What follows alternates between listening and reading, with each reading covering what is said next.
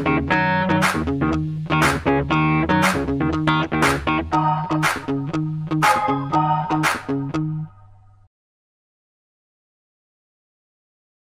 just go, Jesus, dude. So let's say this was written in 2007. I met my wife in 1995. We got married in 2000. Divorced in 2013.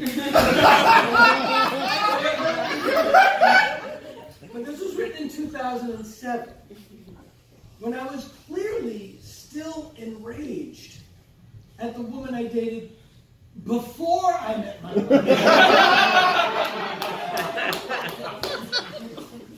12 years. We broke up.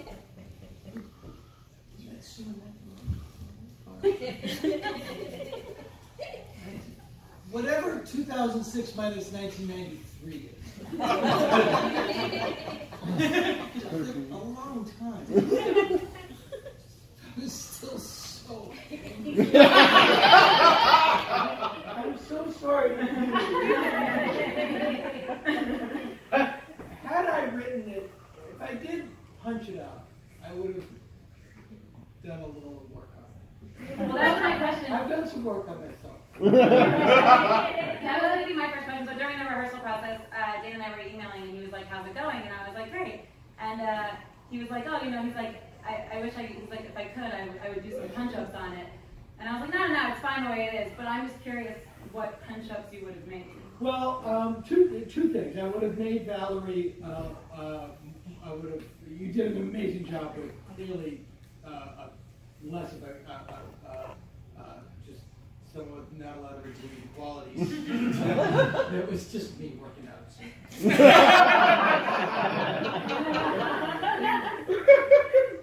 So that's my fault. And because it was single camera, like a lot of the things, like the reason it was written to be, as I said, it was written to be filmed, and so I knew like we could have shot this downtown, because every time you would see a vista, it would be through a telescope, sure. So you can just walk off and shoot. And I thought we could, like, it was her building, and there were zombies. And again, this is 2006, before zombies became, I guess the term would be fucked to death. And they would be walking in front of the building. I thought that would be a really cool look, and you could, you could shoot, and it would look okay. And all the, like, the stuff on the bike was all going to be perspective, like his perspective of going through. So it was meant to be shot in a city that could look like it was abandoned. But because this was a live stage, I would have probably popped the scenes a little bit more. I would have given them stronger outs, and I mean, it's so clearly Larry is so clearly me. Valerie is so clearly, Valerie's no one. Valerie is someone that I projected onto someone in my immaturity and anger. There's little resemblance to the actual human being. There's that. So so I was just, but I did love the idea. The whole idea of the show came from the scene where you bump into each other. Like, what if you're in the apocalypse and you meet your old girlfriend and she's like, look, just because we're both alive. And then you have to play the character like, no, I know. Why would you even think I thought that? And that was the premise behind the whole thing. And I just wanted to tell a little, at the time, it was like Seinfeld stories in the apocalypse. And I know the second half, like, I saw this had an arc. And the only weird note I get so many awful notes, but the only one that was really bizarre was we don't think anybody in the show should have a relationship.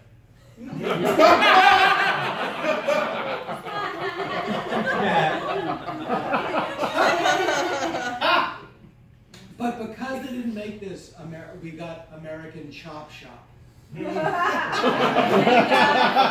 you guys have any questions before we open up to the audience?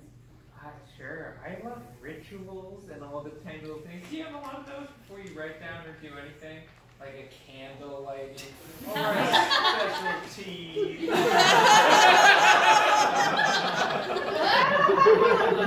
Not those. What I do, I have. I'm always. I always write. I'm writing like 4 things now, and so I'm constantly writing. Or being annoyed that I can't. And then the only thing that really prevents me from writing is having the time to actually do it. So I'll be like really frustrated that I can't work, and then I'll go home to work and I'll just be like, or what I do in between working, I'll work for like 5 minutes and then I'll have to go fuck around on the internet. And like I'll have to go like. You always tell I'm on a deadline because I bought back a lot of childhood toys. You know, why is there a G.I. Joe space capsule here? Well, I had to get something finished.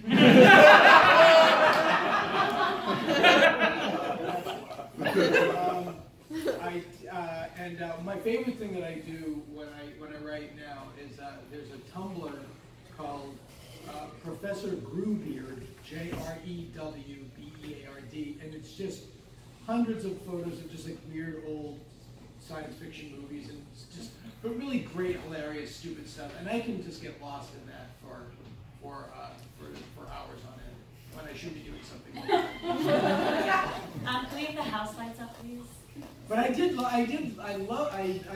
it. I thought it was great. It was funny that I remembered it. I was like, it did. It was like, oh, that. I was like, because you're critical, and I was like, oh, that's funny. That's funny. Oh God, I used that joke again. I love the idea of Manny. I love the idea of like a Greek chorus zombie that really called Larry on his bullshit. I loved him I really loved him going, you can't take that back. and that was based on, Manny was based on, if you ever saw the Omega Man, that was Anthony Zerbe's character from the Omega Man, or the book I Am Legend. It's Matthias, who is like the zombie antithesis of the hero. And I have to give you guys a shout out for using Jerry Goldsmith's music from Escape from the Planet of the Apes. Nice. That's Elizabeth. Really? It's in 13. It's funny. What? It's in 13 times. I don't know what that means. It's got like 13 beats per measure, so it's a 1, 2, 3, 4, 1, 2, Oh, I see. 1, Well, 4, 5, 6, 7, 8, 9, 10, 11. that score specifically is insane. Yeah, it's great. It's insane because it not only is it like a weird Planet of the Apes score, so you get a lot like, but it also has like funk, like the 70s. Planet of the Apes was made in the late 60s. The 70s had happened. So it's also like sitar, and yeah, it's like a thick needle. That's good. Cool. Do we have any questions? Yes. So some people, start out with stand-up, and some people are just like SNL freaks, or some people go to college and college specifically for writing or something. What was your path into writing for television? Oh, okay. I started as a stand-up, and I just naturally assumed I was going to be a giant star. And this is a true story. I started off really young. I knew I wanted to be a stand-up from about 13, 14 years old. I started doing it when I was 17, and I had a lot of success right away. I actually quit college because I was just making too much money as a stand-up already. And just moved to Boston and worked as a stand-up. I really have been doing that since I was like 19. And then I moved to eventually I moved to Los Angeles, I moved to San Francisco for a little bit, and then I moved to LA, and I was hot young talent in the late 80s, early 90s. And I was really good friends with Ginny Rossolo, who I knew from Boston, and she had this guy that had a show on MTV, but and that was it. He had a show on MTV. He was thinking of moving to LA, and I should meet him. This guy Ben Stiller. So we're all in New York, and I met Ben, and I thought I was going to be really famous until I met Ben. Fuck this. Like I'd never met anybody that focused. It was just like, we're going to go to the movies. Yeah, I'm going to meet with my trainer, and then I have to meet with my personal shopper and my publicist. And he wasn't famous by that point. He was just like, we were kind of on the same level, and I was like, dude, I also like to go to movies. So I kind of knew, like, well, what if I just made a living? And then I'll shop. So then you're a comedian and you get all these talent deals. And what happens is you sit with a writer and you talk, they see your act, and then they go away and they write a pilot for you.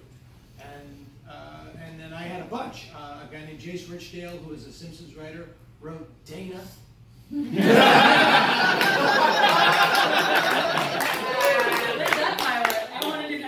I don't know.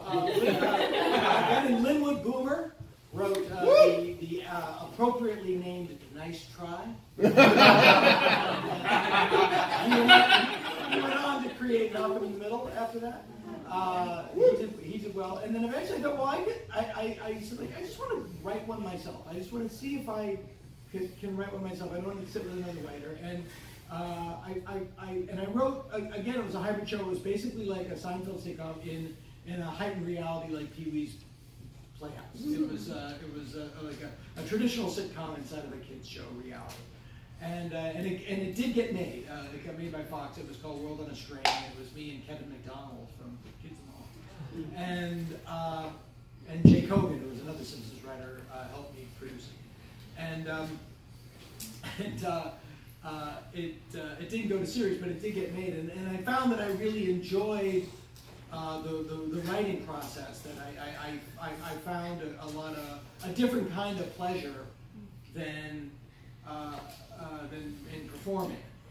And by that time I had met the woman that I was getting married, and I had clearly worked out all of the emotional issues from other people. Those had clearly been expunged from my system. And then I thought, well, I'll be a writer. I'll be a writer. And the minute I decided to be a writer, I got cast in a sitcom. And that was working.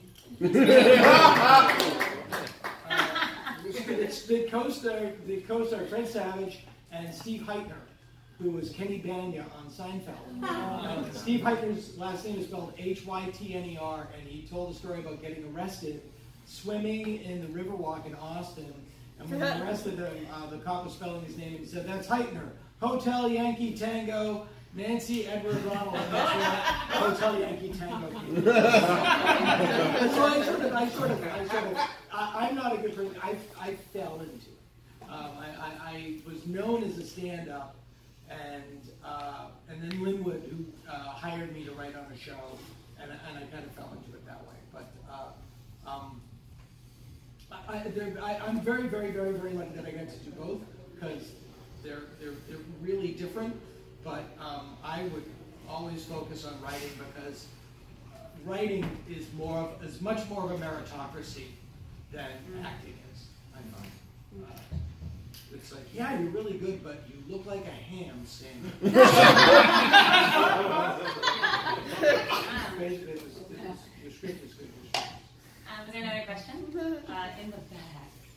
Hey, when you're reading a newer writer's script, or writing a representation, or reading someone's script for a paper, what do you specifically look for that stands out? I usually I like.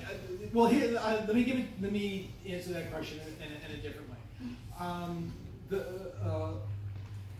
I always write what you think is funny, and write in the way that you think is funny. And whenever I see like a bad joke in a stage direction, I once was reading a script for someone and said, pulls up in a car so long it has its own zip code.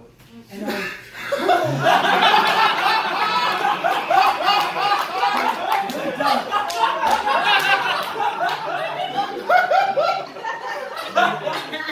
it's also like, and being in this, I mean, The Simpsons is Thunderdome, and you know, they don't politely laugh if your pitch is not funny. It's not. One time I pitched something in The Simpsons, and George Meyer, who's a genius and a big hero of mine, and the guy who got me the job, basically. But I pitched something, and he looked at me and he went, yawn. He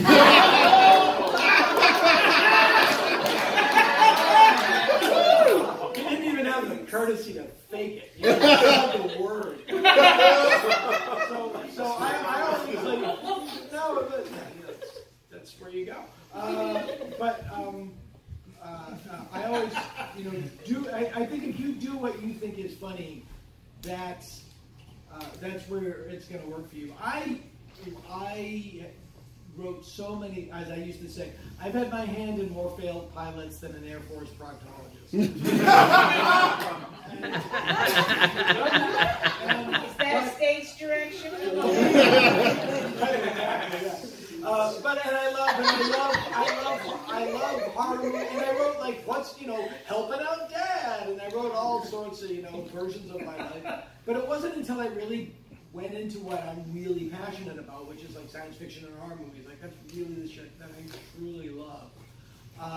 That I got a show on, and it really wasn't until, and this was the first attempt at it, and it was like, what if I put Seinfeld in Dawn of the Dead? And because it was before. And then it didn't go. And the show I have on now, Stand Against Evil, I only came up with because I couldn't do this. Because it had been done by the time I got it back.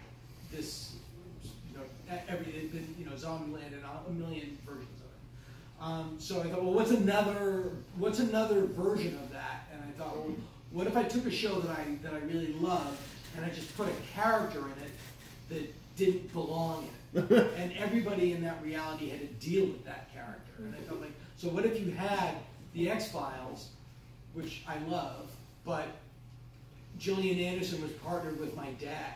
But everybody had to put up with him, and it wasn't that he didn't believe in the monsters; he just didn't give a shit. Which was my dad, and that's Stand Against Evil. It's that simple. It's just that simple. You look the hardest and you look the longest for the stuff that's obvious and right in front of your face. My dear. Okay. Clearly you write in a lot of different genres and projects all the time. Is there a way you kind of organize, capture your ideas, jokes, and concepts? Yeah. Well, I find that the more I work, the more I create. I find that the more you force out of yourself, the more you will actually get. I'm not really like, I only write a sentence a day, but it's perfect. I really try to churn it out, and no, I just always have a notebook. I'm always doing something, and I have many children. I have 3 children from my marriage and my girlfriend, for lack of a better term, because she's not a girl, she's a woman, but woman friend sounds like somebody grandpa has to bring to dinner with her. She also has 3 children, so I'm usually juggling, 6 kids. So there's a lot of time constraints, but I'm always trying to create something, write something. And I also have a very work-intensive podcast that I make myself do for the reason that it forces me to work. And I lose money. Every month. Dear sir. Oh yeah, every month. What are you writing right now? I'm working on the next podcast.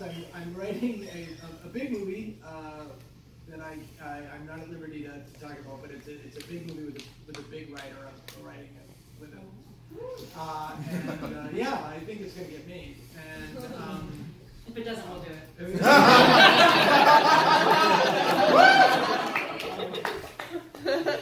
Yeah, it's a big movie. And then I will whisper the title of the movie to her. She is not allowed to tell you the name of the movie, but you will judge. But you will judge what I'm talking about by her response. Yes! Wait, is that serious? Yeah. See, it's not.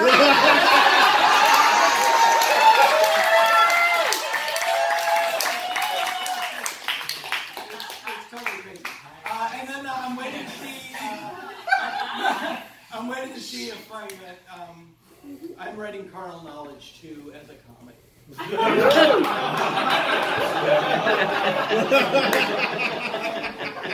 And I'm waiting. You know, I won't know if Stand Against Evil. I'm finishing post-production on Stand Against Evil season 3, which premieres on Halloween. I thought the second season was better than the first. I think the third is by order of magnitude much better than the second. You have a pack person on your show. You have a what? A pack person on your show. Oh, who's on? Candace Martorell. Oh, of course, of course. She's on our sketchy Improv. Yeah. The first Sundays we went to the yeah, I did it. And she wrote an excellent episode that we did this year called Vampire Creek, which is because we don't do vampires on the show because, again, like zombies, they've been done. But Candace had a great idea because she wanted to do a Coraline-like story. And then we kicked it around a lot and came up with the idea of, like, what if they got sucked into what my daughters love, Vampire Diaries, the show. So they're like, well, what if you got sucked into a vampire soap opera? So that way we could do a vampire show without really doing vampires because it's a vampire telenovela. It came out great. Christopher Mintz-Plasse is in it from Superman. Would something like that you guys like pitch it, like the two, like with Candace or whoever in the room, and then someone goes off and like, would Candace go off and write a little bit of it? Candace pitched it. Candace and I pitched it. Well, she pitched it to me, and then I kept chewing on it. Like it wasn't there. It wasn't the Coraline aspects of it weren't right, and then either she or I came up with the vampire TV show thing, and then I don't have a big staff because it's IFC, and then we kind of broke it down to like, well, okay, so this happens, this happens, this happens, this happens, this happens, this happens, this happens, this happens, this happens. Go write an outline, and then she wrote the outline, she wrote the script, it was great. She was great, and so if I'm assuming Stand Against Evil will get a season 4, and if it doesn't, I'm writing, I'm working on a pilot for what I would do after, and I'll try to pitch it soon. And it's another kind of hybrid thing. It would be genre based, but it's the most ambitious thing I've ever written. There's a lot of characters. I think we're time for. Well, let's do. Was there another one? I feel like, yeah. Did you have your hand raised? Oh, yeah. So. This, by the way, is Angie Consego, ladies and gentlemen.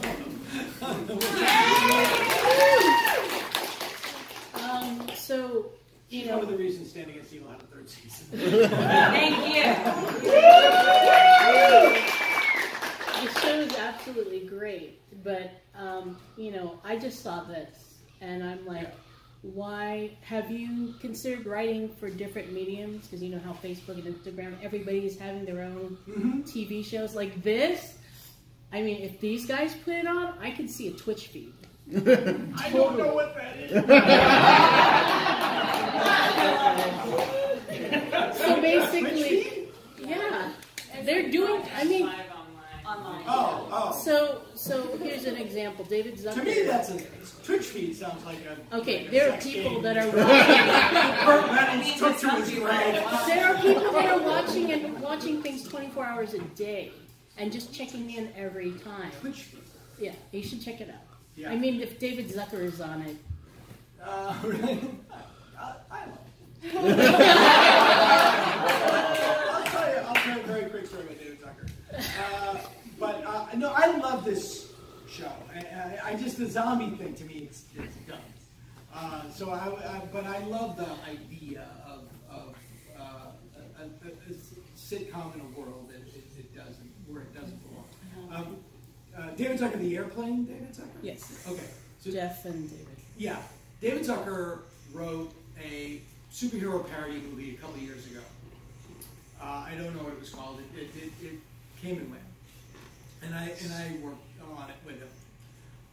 And I only knew him because he's a dad at our school, and our kids were in the same class, and he knew who I was, and I knew who he was, so we just became very friendly.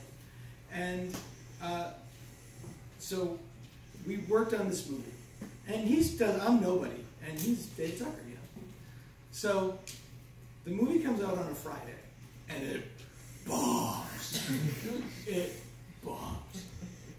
And then on that Monday, he and I are both on a field trip with our kids. Chaperoning. And we were at like the Science Center or something. And so at the end of the field trip, I went up to him and I went, "Well, David, have you learned anything?" And he said, "Well, I guess opening it near Thanksgiving was a bad idea." And I went, No. I meant about the field trip. You just started the Science Center. But think about this. Had I meant what he thought I meant, what an and how politely he and then he'd go, "Go fuck yourself."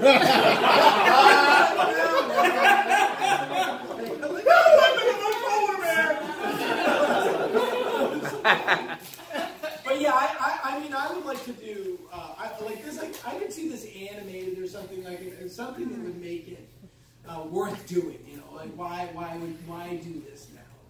Why do this now? Maybe like a mid. Yeah, I said an idea.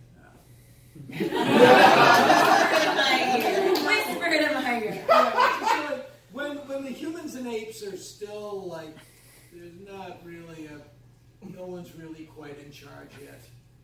That could be a funny sitcom. That's not licensed, is it? No, you could have them in Congress.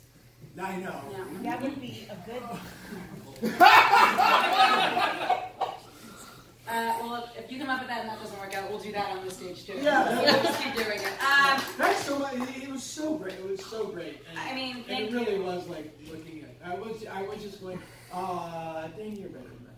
That's what we strive for at the Craft Theater. No, I just think clearly my issues with my old girlfriend going, dude, maybe it was you.